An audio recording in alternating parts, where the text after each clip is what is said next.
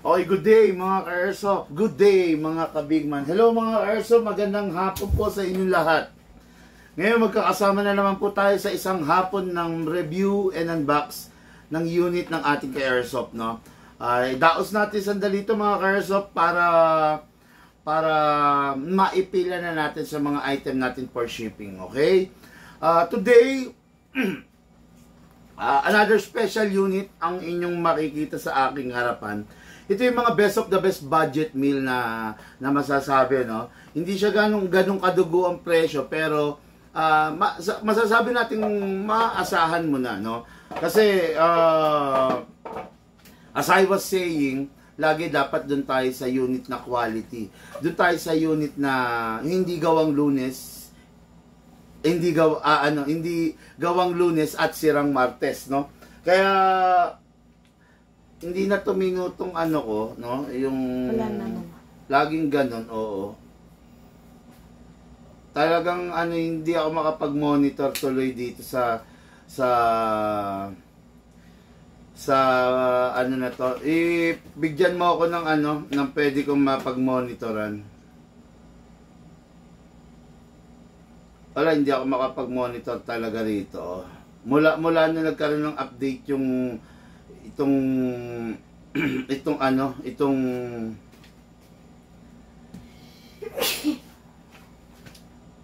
try ko mag-log out. Ayan, okay.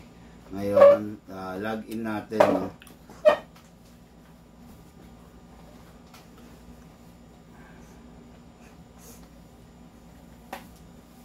Yung ganun pa rin, putol pa rin, nakakainis. Mula lang to nung nag-update, no? Okay, so as I was saying kanina, yun, dire-diretso na lang tayo, no, sa ating live ngayon, no. For Arca Airsoft, no, na nag-request sa atin ito, no. Ano ba itong mga unit na nasa aking harapan? Hindi ko ma-close. Ayun. Ano ba itong unit na nasa aking harapan, no? Boss, asking lang kung magkano Elite MK3. Edward Pita, mag-PM ka. Alam mo naman, bukod sa, mulat sa poll, hindi kami nagbibigay ng presyo sa comment section, no? Hindi kami nagbibigay ng presyo sa comment section. Kung interesado ka, mag-PM ka, no? Paulit-ulit na lang yan di ba? Na sinasabi naman na pag interesado kayo, mag-PM kayo. Sunod lang kayo mga ka-Airsoft, no? Sunod lang kayo kasi kaya namin ginagawa to kasi we've been in the industry for so many years, no? Alam na namin kung paano yung mga effective way, no? Alam mo yung totoo lang yung mga nagko-comment section. Yan. Sige. Sa totoo lang kasi yung mga nagtatanong sa comment section, yan yung mga taong hindi naman bibili, no? Yung mga taong talagang hindi naman siya bibili, walang interest na bumili, na padaan lang. Ngayon, para hindi ka mabilang doon, kung interesado ka, mag-PM ka, di ba? Wag tayong pasaway na paulit-ulit na lang kasi sayang lang rin yung oras mo. Kasi nagtanong ka diyan, hindi naman mare-replyan yan di ba? Alam niyo naman na hindi tayo pwede magbanggit ng price sa comment section. Bawal sa FB ang live selling. Kaya hindi live selling ang ginagawa natin. Ang ginagawa natin is review and unboxing to. Hindi ko to ibinebenta sa inyo. Review and unboxing to dahil nakuha na to. Yan Sana no? Kaya tayo walang tigil binubuli ng China kasi minsan tayo mga Pilipino mismo hindi marunong sumunod sa pamahalaan natin. Tayo mismo mga Pilipino, mga pasaway, di ba? Alam naman natin di ba? Kung paano yung tama, gawin na lang po natin, no? Para makita rin ng ibang bansa na matalino tayo. Pag nakita ng ibang bansa na matalino tayo, hindi nila tayo basta bubuli-bulihin. Nakikita ng ibang bansa, aanga-anga tayo. Nakikita ng mga ibang bansa, hindi tayo marunong sumunod sa patakaran ng gobyerno natin, di ba? Kaya nag-attempt silang bulihin, gaguhin tayo sa sarili nating how do you call this, sa sarili nating teritoryo, di ba? Kaya, bossing, magpakatalino tayo, para sa atin din yun, para sa iyo rin yun, no? Okay, so, ngayon, dire-diretso tayo. Good PM, Boss Big Man, watching from Buwag, Bambang, Nueva Vizcaya. Hello, sir. Hello and good afternoon, no? Pasensya na, medyo late yung live natin ngayon, no? Okay, ano ba itong nasa harapan natin? Unit ng ating Airsoft, Donald Miranda of Bugo, Cagayan de Oro City, no? Unit ng ating Airsoft, syempre, napakaganda, okay? The M92 Beretta, hindi ito, hindi ito China. M92 Beretta, yung China version nito, ang tawag nila rito is Taurus, no? So, sa atin hindi. Ang tawag talaga rito is Beretta, hindi Taurus. Okay? Ano to? Silver edition version ng Taiwan edition na Beretta, okay? Unit na natin kay Airsoft, Donald Miranda, okay? Meron lang akong konting info, no? Ang Beretta is, anong tawag dito? Double action. Okay, kung tawagin ng Beretta double action kasi kahit hindi siya nakakasa, tignan nyo, mapapagalaw nyo yung hammer, kumbaga maipuputok nyo, ayan. O, di ba? Kahit hindi nakakasa yan, no? Double action ang tawag dito, okay? Ang single action naman is mostly mga caliber 45, mga 2011, yan mismo, yan kadalasan, no? Ano pa bang isang example ng ng double action? Isa pa example ng double action is the CC Shadow 2. Ang CC Shadow 2 double action din yan. Ano pa ba? Sig Sauer, no? Sig Sauer. Mostly of the double action is yung mga 9mm. Bihirang-bihira ang sa mga double action ang caliber 45, no? Ang mga 1911 wala halos double action yan. Hindi ko lang sure sa Browning. Check nga rin natin, no? Check natin kasi baka para hindi tayo mapahiya. Asan ba ang Browning? Okay. Ang Browning kasi is parang 1911 din siya. Ayan, no? This is the Browning. Okay. Ang Browning, hindi siya ayan, no? Hindi siya double action, no? So, single action pa rin ang Browning, no? Okay, so, ayun. Unit natin kay Airsoft yan, Donald Miranda. Then, next natin is kay Sir Glenn Sanchez of Sumpong, Malaybalay, Bukidnon. Okay, ang unit ng ating kay Airsoft is the Glock 18. Ganun pa rin. Taiwan version pa rin, silver pa rin, no? Nakakatuwa naman sila, puro mga silver ang gusto nila ngayon, ha? Okay, no? Ito. Glenn Sanchez, Sumpong, Malaybalay, Bukidnon. What is special and good about this Glock 18? Dual firing mode. May single fire at may rapid fire. Okay, ayan.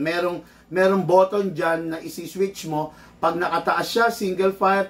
Pag binaba mo, rapid fire. What is good and special about the Glock 18? Malalaman ninyo maya-maya. Okay? The next unit natin is unit ng ating ka-Airsoft. Jupri Molinar of Claveria, Cagayan Valley, no? Okay. This is the Big Man commemorative unit, no? Ilo-launch natin to, nilaunch natin to, Big Man commemorative unit. This unit is is a 2011, no? 2011, so caliber 45, no? What is good and special about this unit? Malalaman ninyo maya-mayang konti, no? Pero hindi ko na kayo tatakomen. Sige, go natin. This unit is full TM compatible. Pag sinabing full TM compatible, lahat ng pyesa niya, lahat ng replacement part na nakakailanganin mo in the future after ilang years nasira or nagka-problema, TM compatible. Ibig sabihin, Tokyo Marui compatible. Alam niyo naman, ang Tokyo Marui is a high-end unit, no? Tokyo Marui is a Japan high-end unit. Tokyo, kaya nga Tokyo Marui. So, nag-originate sa Japan. Ang laman loob nito is lahat Tokyo Marui. Okay? Kaya, no worry kayo rito. What is good and special about this Big Man commemorative unit? Okay? Number 1, gold CNC aluminum barrel. CNC aluminum fixed outer barrel. Ayan, no? Tanya? Walang kakalog-kalog. Merong hairline lang, no? Pero other than that, hindi siya kumakalog na tulad nung ano. Ito. Sana ba yung sample unit ko dito? Ayan, ha? Ayan, ha? Makikita ninyo ito. Ayan, ha? Hindi siya kumakalog tulad dito. Ito kasi lakas ng kalog, oh. O, diba? Yan, hindi siya kumakalog. Kaya, so, definitely, napakaganda nitong unit na to, no? Ako talagang maipagmamalaki ko rin to, itong unit na to. Talagang, masasabi nating matikas, maganda siya. Ay, sorry, hindi to. Ito. Matikas, maganda siya, at saka talagang maaasahan mo tong unit na to. Yan, to. Okay? So, Lucas! Nawala yung assistant ko. Kaya sandali lang, ipapaayos ko lang tong monitor ko, no. Pakisabi kay ate, paki-login Lala. No.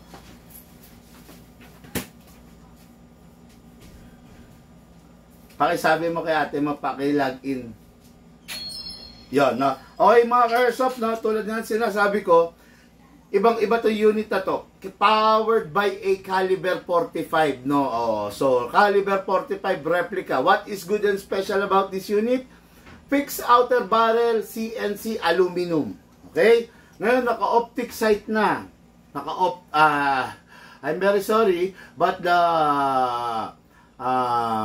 rear sight is conventional bomber sight. Okay? Then, upgraded na, no? Naka-hammer protection pad na rin, naka-magwell na, wala ka ng problema. Okay, sa half rubber, okay, ordinary half rubber nga lang siya, no? Pero other than that, okay na. Kasi ano lang to, budget meal lang na matatawag to, no? Kaya panalong-panalo na matatawag. Ang ganda, di ba?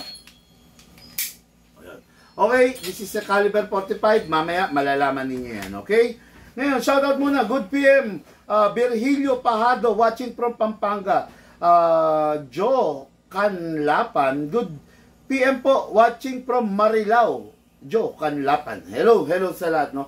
Mga bossing, tulungan nyo ako, share nyo yung live video natin para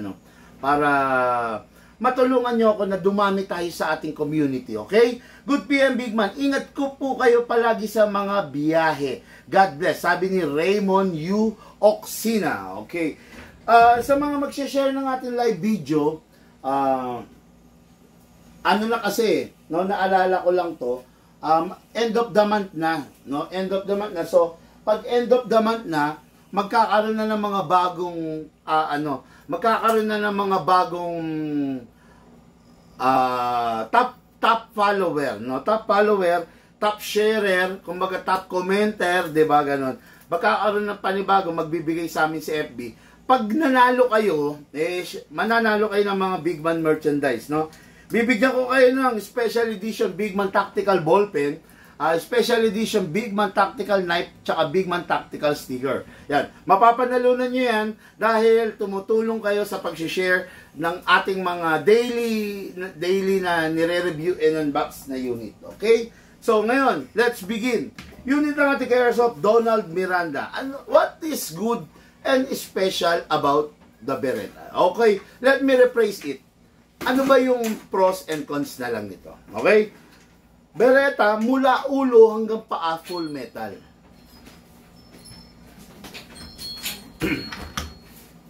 Kami 333 ka dyan. 333, wala. Pwede ako bukas sa akin. Tingnan mo, kung may barya, kung wala, di humiram ka na lang kay mama mo, no? Okay.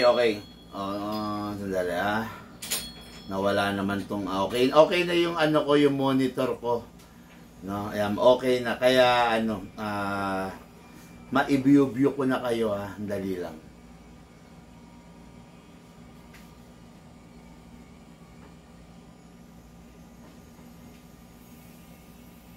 Yung sa wifi na lang, hindi siya, ayun, nakakonect siya dun sa kabilang bahay. So, ang bagal niya. No? Ngayon, okay, no?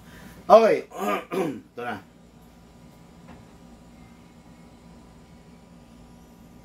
Paano ko makikita yung mga nagko-comment? Ba't wala naman?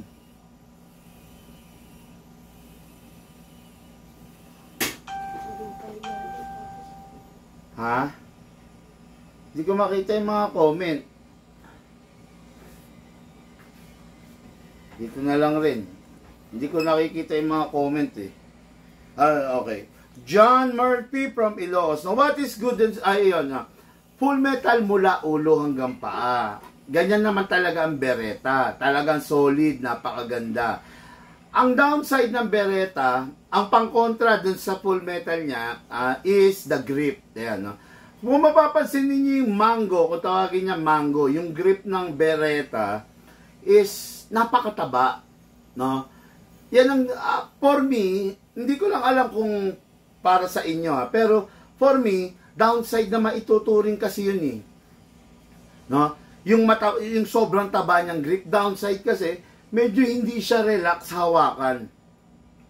Well, maliban na lang kung ikaw yung tipo ng tao or lalaki na napakalaki ng palad mo. Kung halimbawa, ikaw yung tipo ng lalaki na dakot mo yung bola ng basketball, siguro kayang-kaya mo to, no? Masarap to yung feeling para sa'yo pag hinawakan mo. Pero, tulad nga sabi ko, kung ikaw naman yung tipo ng tao na maliit ang palad, so, hirap ka rito talaga. No? Sa totoo lang, hirap ka. Mahihirapan ka kasi dahil, bakit? Kasi mataba yung grip. Okay. Pangalawa, yung pagiging double action niya is hindi ko rin masasabing plus factor sa kanya. Double action siya. Yung iba talaga sa gustong-gusto yung mga double action. Kaya lang, ang problema ko kasi kay Beretta, malalim. No? Sanay ako na konting pisil ko lang, puputok. Si Beretta, ang lalim ng itatravel niya. Ayan, biruin mo yan, ha. Ayan, yan yung putok niya. Pero tignan mo yung resting mode niya, ang lalim. Ang lalim palagi ng pindot mo, no? Bago mo siya maiputok. Sa iba, plus factor yon. Pero ako, based on my observation is negative factor niya si Beretta. Nang Beretta yon, no? Okay, pangatlo. Si Beretta, naka-fix barrel or hindi, stable ang putok niya. No? It is because, ayan, no, hinahawakan ng mismong slide yung barrel to have an excessive movement. Okay? Kaya, ayan, no, pag kinasa mo, ayan, hawak pa rin ng barrel ng slide yung mismong barrel. Kaya, medyo pigil na pigil yung kalog niya from left to right, from up and down, from forward and reverse. Okay? Pero, pwede pa rin i-fix barrel to. Wala pa rin kaso doon. Okay? So, let's begin ngayon sa magazine. Ang magazine niya, maximum of 27 rounds pa rin. Halos, most of the unit are 27 rounds naman, capable of 27 rounds. Mga Carsop, sa mga naka-online ngayon, share nyo nga yung live video natin, no? Para naman dumami tayo sa ating community. Maraming makaalam pa ng mga ginagawa natin na daily unboxing. Okay? So, this is the magazine. Ayan, meron tayong arrow button na yun, no? Yung arrow na parang nakaganon. Click nyo lang yun, tapos share nyo lang sa timeline nyo. Okay? So, ngayon mga Carsop, this is the magazine. Makikita nyo silver din, di ba? You see, yung magazine natin, always, wag ninyong kakalimutan, wag ninyong panghihinayangan na lalagyan ng silicone oil. Pag pinanghinayangan ninyo, pag kinalimutan nyo yan, tandaan nyo yung unit nyo mabilis magiging sirain. Okay? So, ito. Share na po, sabi ni Virgilio Pardo. Maraming salamat po, no? Napakaganda ng M92 Beretta Silver. Sana makaipon at makabili ng ganyang unit. Pero sa ngayon, pag-aaral muna ng aking mga anak ang pinaghahandaan. Okay, sige.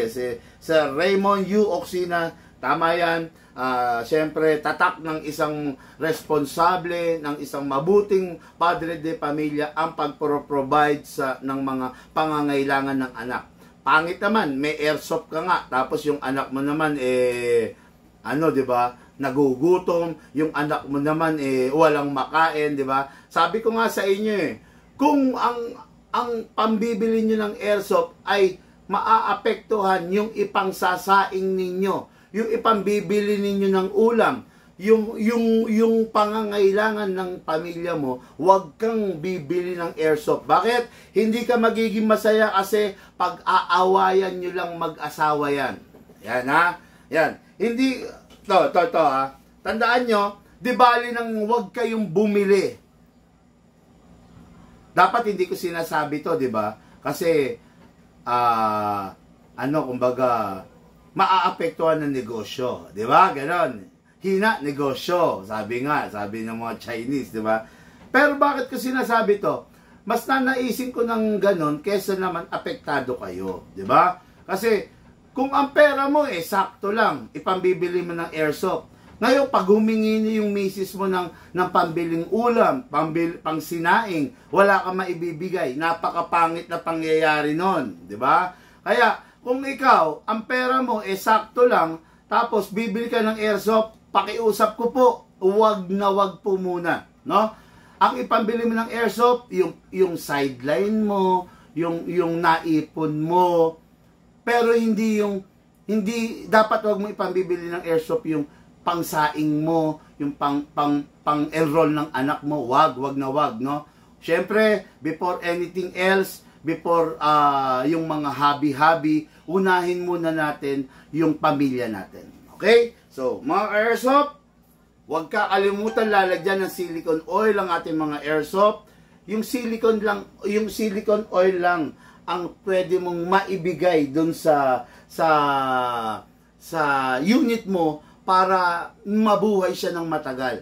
Tandaan mo, tipirin mo siya or how do you call this?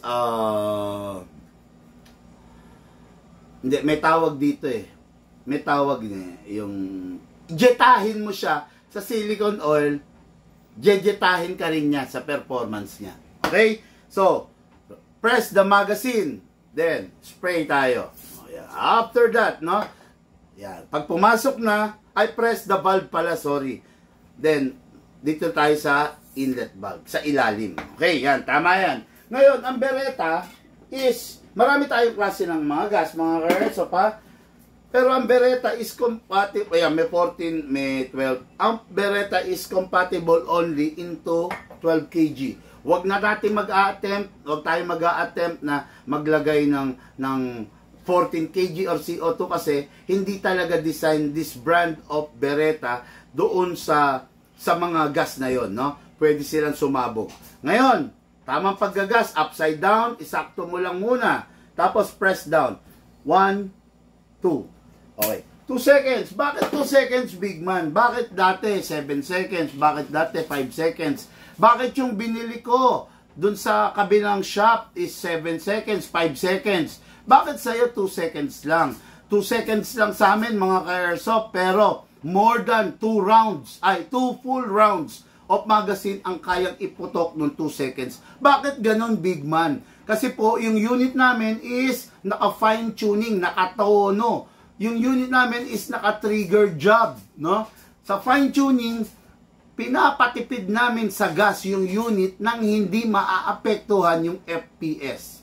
Okay? Tinotono yung mga valve, yung flute valve, yung nozzle, yung output valve, tinotono lahat yan. Okay? Sa iba, hindi nila kayang itono yan. Hindi nila alam itono yan. Hindi nila alam yung technology na yun. Pero sa Big Man, yun ang master namin. Okay? Yung gawing napakaganda ng performance ng unit. Okay? Ano ang ginagawa sa trigger job? Synchronization, no? Inaayos yung timing synchronize kailangan yung hammer versus the trigger versus the slide versus the beaver tail kung 2011 yan. Okay? Kaya napakaganda ng unit pag sa Big Man nanggaling kasi nakatono. Yan, okay? Ngayon, gamit tayo ng speed loader para malagyan ng bala to. Mas madali pag may speed loader. Pag wala, mas mahirap kasi isa-isa mong ilalagay yung bala. Hatak pababa, put your right thumb here, then dito ilalagay yung bala. Pump lang po tayo. Okay. After that, mga ka-airsoft, maximum rounds is 27. Lucas, palagay bala to. Okay, maximum rounds is 27. Pero, ang recommended lang natin is between 20 to 23 para yung magazine natin, yung spring, hindi po masisira. Isa pa, ingatan natin to ha. Huwag hayaang umaampas yung spring. Ngayon, dako tayo sa unit ng Beretta. Ang Beretta unit is, full metal. Pero kahit full metal yan, kailangan gamitin natin na tama. Kasa natin, ilak manually, then sprayan natin yung nozzle. Okay, then, reminder sa mga Beretta user, merong safe ang Beretta. Ambiyan, kabilaan, no? Tagos-dos sa kabila. Ngayon, pag i-access mo yung safe ng Beretta, ito. Wag mong one side lang. Halimbawa, igaganon mo lang dito or igaganon mo dito. Wag. Kasi pwedeng masira to, pwedeng maalis, no? Karamihan sa Beretta user, wala na to naaalis kasi hindi nila alam yung tamang paggamit. Paano ba yung tamang paggamit sa Beretta? Okay. Pag isi-save mo sa Beretta, ito, dalawang kamay mo, pakawit. Dalawa, ha? Sabay. Distributed yung pressure na ibibigay mo. Ayan, no? Sabay. Okay. Pag i-unsafe mo, ganun pa rin. Sabay pa rin pataas. Pag i-safe mo, sabay. Okay? Wag mong gagawin na one side lang na igaganon-ganon mo lang kasi mapepwersa yung button. Ang tendency, mabibilog, maaalis, basta mabibitak. Maraming pwedeng mangyari. Bagay na ayaw kong mangyari sa inyo yan. Kaya, again, pag i-access mo yung safe ng Beretta, sabay ha, sabay. I-unsafe mo, sabay din. Okay, no? I hope na everything is clear, ha? Okay, ngayon, firing tayo, no? Silver Beretta, the M92, pasok! Kasa, ready to fire. Firing!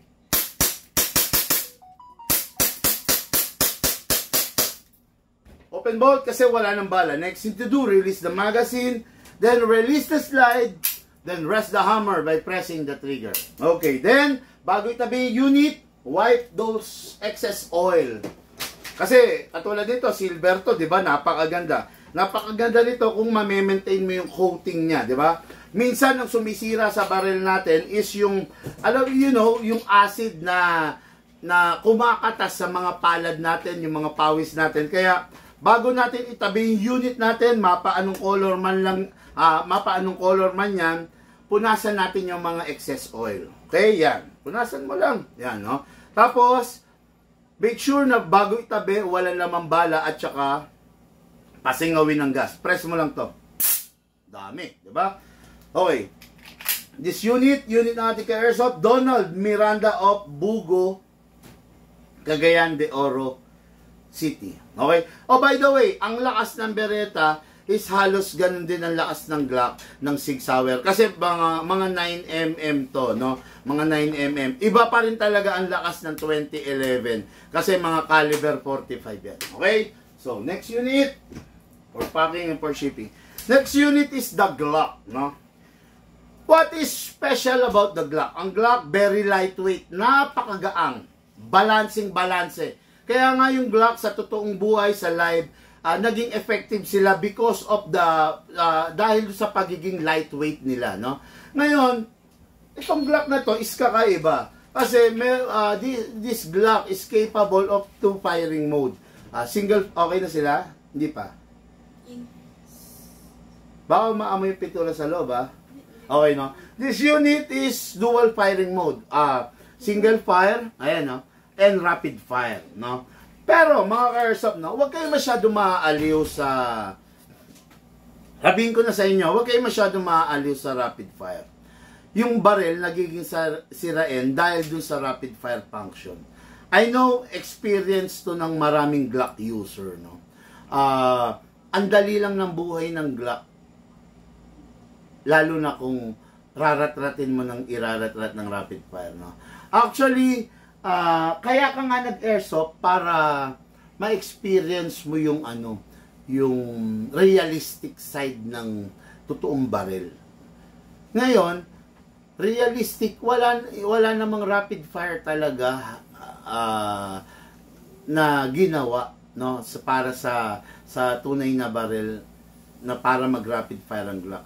Modification yon yung ginagawa nila. Mino-modify nila para magka-rapid, which is eventually nagiging sanhi ng early wear and tear, na-advance yung pagkasira ng unit, no? Imbis na yung unit magagamit mo ng 5 years, maybe magagamit mo lang ng 2 buwan, 3 buwan. Kasi torture sa barrel yung rapid fire function, no? Kaya hindi ibig sabihin na bumili ka na may rapid fire, mayat maya naggagaganon ka, no? So ang tendency kasi kung minamayat maya mo, minamadali mo lang yung buhay niya. Okay? Kaya learn how to manage your firing skills, firing mode, firing method, no? Hindi porket may rapid fire, rapid ka ng rapid. Okay, let's begin. So this is the Glock 18 silver, no? Silver. Meron rin black nito, merong other color, no? Pero this one is the standard Gen 4 na Glock 18. Okay? Glock 18, 17 magkasing size, ha. Ang pinagkaiba lang nila is yung 18 may rapid while the 17 is single fire only. For me, kung ako tatanungin ninyo personally, hindi ako bibili ng may rapid fire. Ayaw ko ng may rapid fire. Masakit sa ulo to. Bukod sa makasakit sa ulo, sirain nga. Lalo na pag inabuso natin yung rapid fire function, no? Okay, so press the valve, then spray. Okay. After that, leave it for some time. Hayaan mo pumasok yung oil dun sa kaloob-looban, then dito rin. Okay? Ngayon after that, 14 to. Gamit tayo ng 12. 12 kg lang rin sa Glock, ha. May rapid fire to, kaya hindi natin susundin yung 2 seconds na paggagas. Let's make it 3.5. Okay? Upside down, press down. 1, 2, 3, half. Okay. Yan, ha? Yan. 3.5. Bakit 3.5? Big man. Bakit yung iba 2 seconds lang? Kaya 3.5 ang ginawa ko, mga ka-airsoft, kasi may rapid fire function. Siyempre, pag may rapid fire function, mas nagre-required siya ng how do you call this? Dahil may rapid fire function, nagre-require siya ng mas maraming gas. Okay? So, given na yun, naghanap pa ng may rapid fire, siyempre, mas malakas siya sa consumption ng gas. Okay? Ngayon, hatakin natin ito pababa, mga airsoft, no? Okay, hatakin natin pababa. Put your right thumb here.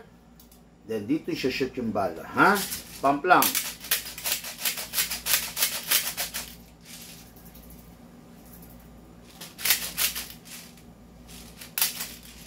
Okay. Maximum rounds, 27. Bahala kayo. Pwede nyo punuin. Pero mas maganda kung hindi nyo pupunuin para hindi masira yung unit. Okay? Nasaan na ba ako? Nasaan na? Nawala yung mga comment na naman.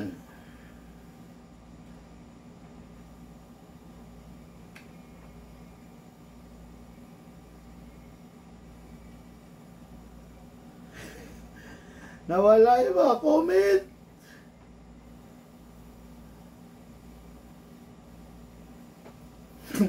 Hindi ko tuloy mabasa, visit na yan, no? Tingnan mo nga sa'yo kung may mga comment. Dito wala eh. Dito meron. Oo nga eh, hindi ko mabasa tuloy. Sa'yo na lang, i-monitor mo, i-monitor ko. Dali, back ko nga. Ayun, yun. Soon po, mahahawakan ko din po yan. Idol Bless Beretta. Yan, boss. Idol Beretta. Okay, no? Okay, may Glock 19 Airsoft kayo, sir. Hugo Bert, may Glock 19 Airsoft.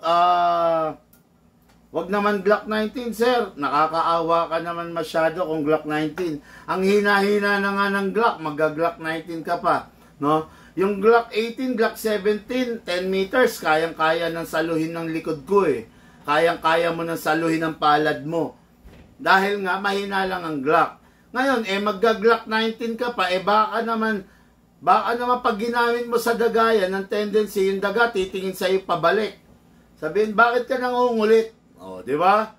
Wag naman Glock 19, napakahina na niyan, pambonjing yan. Napakaliit po niyan, ganyan lang yan, no?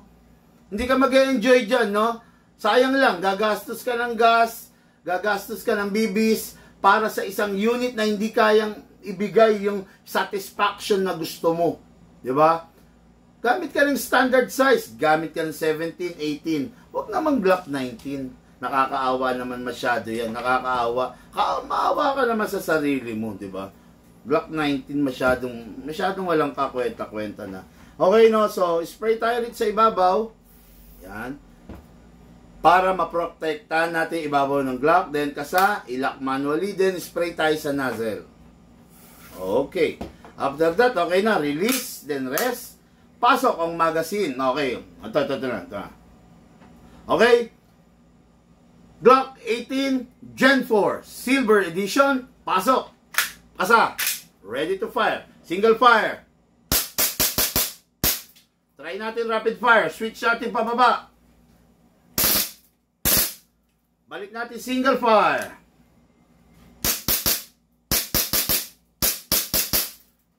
Open bolt kasi wala ng bala. Next thing to do, release the magazine, then the slide, then rest the hammer by pressing the trigger. Always make sure na nakabalik sa single fire. Tapos, magazine. Sobra pa yan, may laman pa yan, no? So, make sure, pag itatabi na yung unit, walang lamang bala at walang lamang hangin, pasingawin. Okay, then, make sure, wipe those excess oil, wipe the slide para mapanatili yung pagiging maganda at mukhang bago ng unit, no? Sabi ko nga, ang sumisira sa unit, sa coating ng unit is yung mga acid, no? Yung mga excess oil at saka yung acid na lumalabas sa kamay natin, no? Kaya bago itabi, punasan. Okay? So, for packing and shipping. Okay, next unit. For the main event, no? Last but not the least, okay, no? Sana. PM sent Idol Big Man, no? Sige. Sige, sir. Check natin mamaya yan, no? Okay. So, next unit natin. Big Man commemorative, no? Quality unit at the price of budget meal lang to. Okay? This is a high Kappa 2011. Naka-fix outer barrel, naka-upgrade hammer protection pad, naka-optic front, naka-magwell na rin. Wala ka nang hahanapin. All Tokyo Marui compatible ang pyesa. Okay? So, next natin. Dito, habang asan yung magazine nito? Habang ginagasan natin to, meron kayong makikitang kakaiba, no? Para siyang Tokyo Marui rin pag ginagasan. Akala mo may singaw pero wala. Okay, no? So, press the valve, then spray silicone oil. Okay. May tanong dito, Big Man, bilang unang unit, anong mas maganda para sa akin? 2011, 1911, or a Glock? Okay.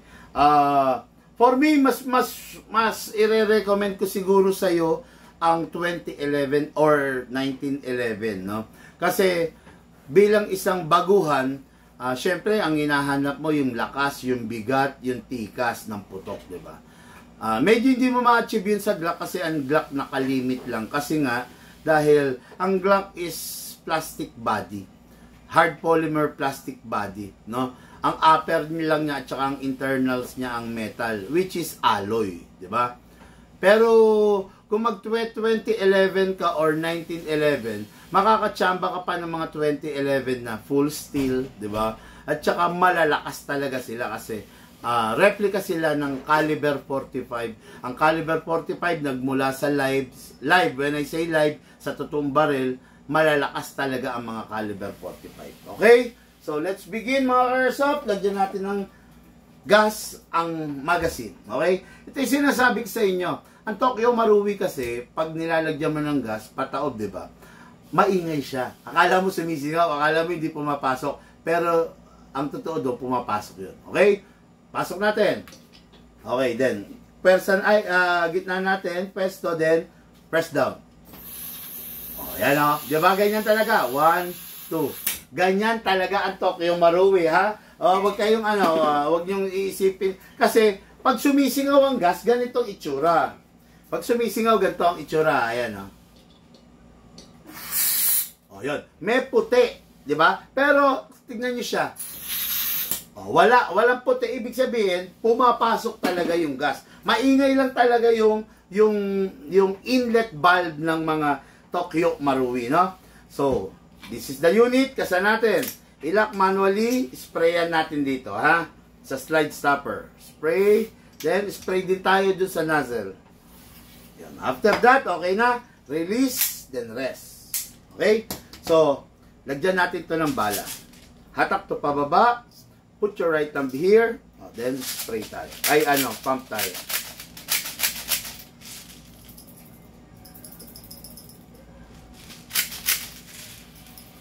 Yan. Okay? Ayan na. Okay na. Ngayon, pag okay lang ganyan, pasok sa unit. Kasa. Ready to fire. No? Tulad nga ng sabi ko sa inyo, 2011, siya? Meron siyang, number 1, syempre, ayan, beaver tail. Beaver tail, kailangan ito na pe-press nyo para mag-fire. Ngayon, ambidextrous din, pwede nyo i-access yan, hindi nyo siya mapipindot. Okay? Yan. Unsafe, safe, unsafe. Okay? Then, meron na rin siyang trigger, syempre, slide stopper, lahat, bomber sight, kompleto yan. Wala siyang rail dito sa baba for any accessories or borloloy, no? Threaded barrel na rin siya. Kung gusto niyo lagyan ng kung anong suppressor or papahaba, bahala kayo dyan. Okay? Ngayon, Big Man pasakan natin. Okay, the Big Man Commemorative Unit 2011. Pasok. Kasa. Ready to fire. Firing!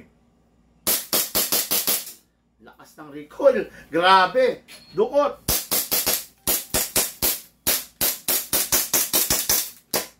Open bolt kasi wala nang bala. Next thing to do, release the magazine, then release the slide, then rest the hammer by pressing the trigger. Okay. Then, wipe those excess oil. Tapos, asingawin at saka make sure wala namang bala. Okay. Unit na natin kay Airsoft, Jupri Molinar of Claveria, Cagayan Valley. O, yun. Okay mga Airsoft, maraming salamat sa inyo. Naidaos na naman natin isang maghapon, no, ng review and unboxing, no. Siguro mamaya try natin kung makapagdaos tayo ng kwentuhan session, tanungan portion. Namimiss ko na makapag-usap sa inyo. Ngayon medyo okay na kasi ang pakiramdam ko. Siguro naman napapansin ninyo nung nakaraan, lagi ako nagmamadali sa live, no. Tapos ibang-iba yung boses ko. Ngayon, may recover na. Trangkaso kasi ako mga ka-Airsoft. Hanggang kahapon may trangkaso ako, no. Pinipilit ko lang kasi kailangan nating kailangan nating ma-discuss yung mga dapat ma-discuss sa mga ka-Airsoft natin, no. Kaya ayun mga ka-Airsoft, maraming salamat sa inyo sa mga sumusuporta. Maraming salamat sa mga nag-share ng ating mga live. Maraming salamat po sa inyo. Lahat po tayo nagmula sa iba't ibang larangan. Pinagbuklod, pinag-isa ng iisang libangan. Yun po ang paglalaro ng Airsoft. Hatid po sa inyo ng inyong lingkod, Big Man. Thank you po and have a blessed day to all.